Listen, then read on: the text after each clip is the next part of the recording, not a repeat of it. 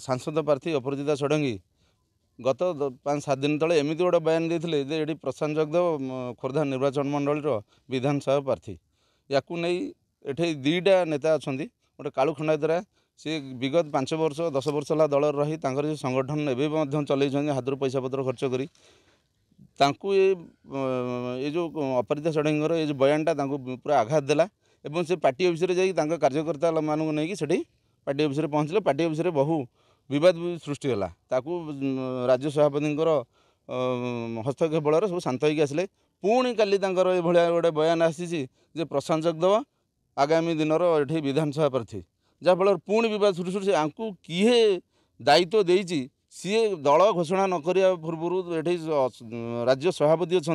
सी घोषणा न करिया पूर्व ये निजे घोषणा कर दौरान ये दलर किए आपको दायित्व देला किए से अधिकार देला किए सांसद बोध निजे जापना अवस्था ये कौन होगापी जाऊँ निवृत्त रुहतु जदि आगामी दिन में से भाया फाजलामी करती पूरा एकदम सांसदर निजस्व भोट पूरा ये आम वर्जन करूँ पूरा से जीवे एठू।